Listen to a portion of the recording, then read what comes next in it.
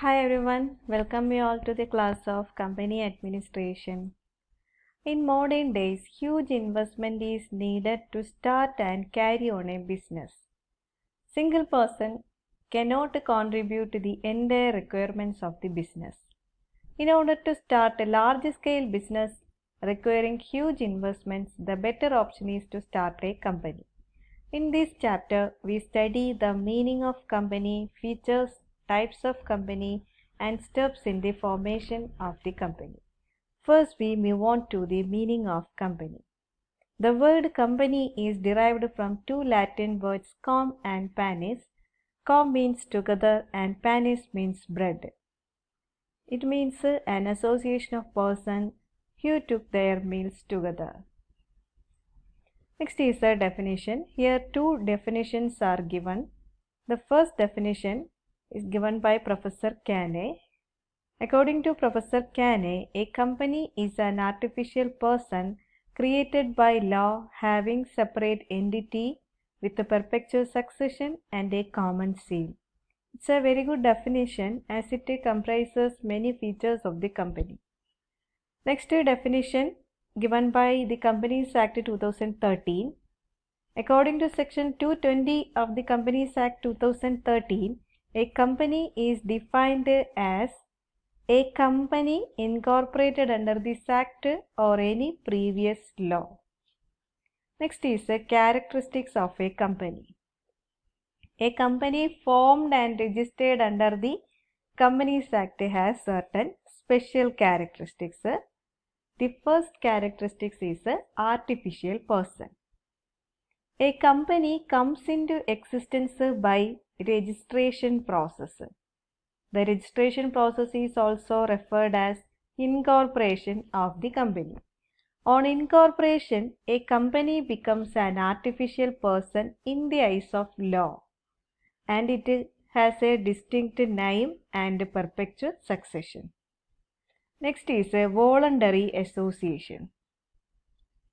A company is a voluntary association of many persons who contribute capital to a common fund, and these funds are employed to carry on a business for the purpose of sharing profit.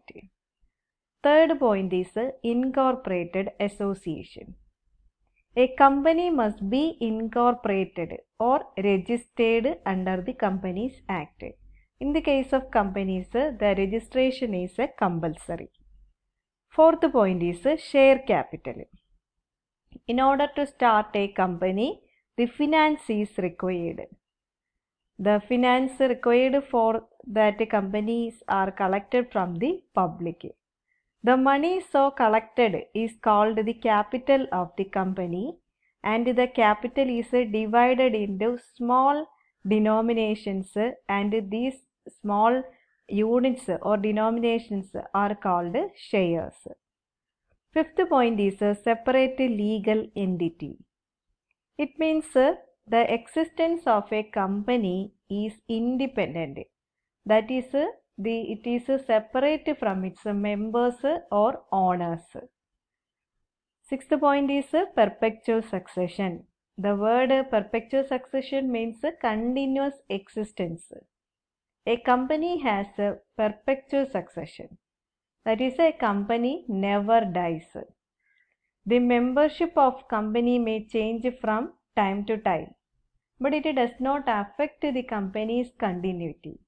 The death, insanity, or insolvency of the members do not affect the corporate existence of the company.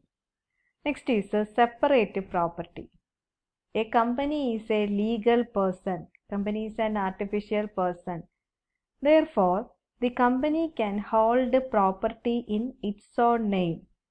All the property in the name of the company is its separate property.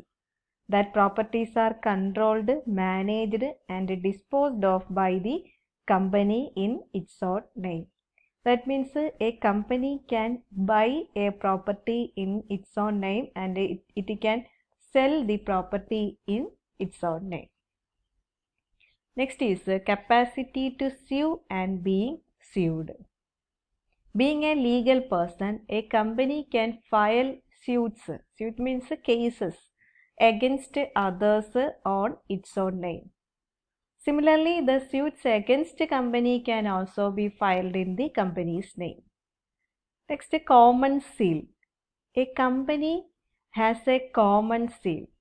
That seal is used as a substitute for the company's signature. The common seal is the official signature of the company. Next, limited liability. The liability of the company is limited. A company may be limited by shares or by guarantee. Therefore, the liability of the companies are also limited by shares or limited by guarantee.